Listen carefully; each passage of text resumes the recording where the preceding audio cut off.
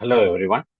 This is Dr. R.Sasikumar, Professor, Department of Computer Science and Engineering from RMDEC College. Today I am going to take about measuring performance of computer. So in my previous video, I have given that the performance of computer, like the throughput and response time, I have already taken.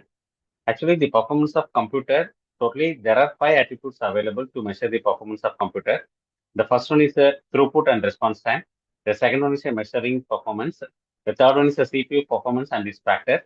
Then fourth one, instruction performance. The fifth one, the classic CPU performance equation. So today I'm going to tell about the measuring performance of computer. So what are the attributes available to measuring the performance of computer? There are totally 4 attributes available. The first one is the CPU execution time. The second one is the CPU clock cycle. The third one is the CPU clock period. The fourth one is the CPU clock rate. So what is called CPU execution time in what? CPU execution time is also called what? CPU time. The actual time the CPU spends computing for a specific task. That is called what? CPU time. So here the CPU time can be divided into two classifications. One is a user CPU time, another one is a system CPU time. What is the user CPU time in part? Suppose we are a computer engineer, we belong to computer science department, and we are the program, we are able to write the program. So how much time required to write the particular program? That concept is called what? CPU user time. Okay, then we are going to execute that program. Then how to execute that program in part, including that system time, switch on your laptop or desktop system and booting disk, operating system loading, then data taken from memory time, memory management, everything will be included. So the CPU time spent in the operating system performance task on behalf of the program. So these two, there is a user CPU time and system CPU time combined to called what? A CPU execution time. The second one is the clock cycle. So what is called the clock cycle means what? The clock cycle is called what? A tick or clock tick or clock period or clock or cycle. So all are called what? A clock cycle.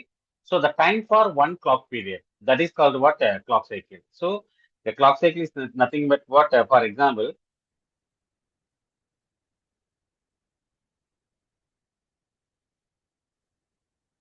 this is what a clock cycle. So the plus one is nothing but what? A positive clock cycle. Zero represent what? A negative clock cycle. So what is the constant date means what? This is a constant date. So and the sine waveform. This is also what? Clock cycle. So the upper one is called what? A positive clock cycle. The lower one is called what? A negative clock cycle. So this is what? A clock cycle. What is the clock period means what? The length of the each clock cycle. Suppose if I divide that partition, right? What about that length? The length of the right. This is what? A length of the negative clock cycle, and this one is called what? A length of the positive clock cycle. So that is called what? A clock period. The next one is what? A clock rate. A clock rate is nothing but what? R equal to 1 by T. So what is called T? T is nothing but what? Clock period. So R is nothing but what? Clock rate. So the inverse of the clock period, that is nothing but what? A clock period. So this is nothing but what? T, right? This is nothing but what? R. So the, sorry, inverse of the clock period is nothing but what? A clock rate. So R equal to 1 by T. I hope you understand this concept, right? Now I am going to explain one problem. So this is the program. There are two machines, the computer A and computer B. The computer A execute one program in 10 seconds and the computer B execute the same programs in 6 seconds. Whatever the clock rate means what? The computer A, which has a 2 gigahertz clock rate, and the computer B, it has 1.2 times as many clock cycle as computer A. So what clock rate should we tell the designer to target? So we are going to find out the clock rate of the machine. Okay, so first find the number of clock cycles required for the program A. So CPU time A equal to CPU clock cycle for machine A divided by clock rate. This is the formula. So CPU time is nothing but what? Clock cycle divided by clock rate. So here, what is the input we are having means what? The CPU time for machine A, 10 seconds. This input is available. CPU clock cycle for machine A, we have to find out.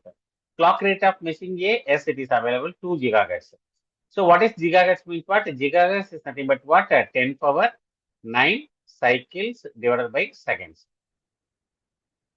divided by seconds. So we have to, so 2 gigahertz means what? 2 into 10 power 9 clock cycles divided by seconds. So now we are having two input. One is the CPU time, another one is the clock rate. So we should find out the clock cycle of A.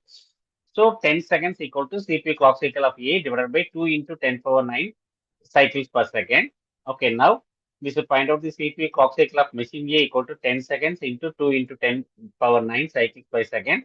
The seconds will be cancelled. So number of clock cycles, but the seconds will be cancelled. So 2 into 10 power 9, 20 into 10 power 9 cycle is required for machine A.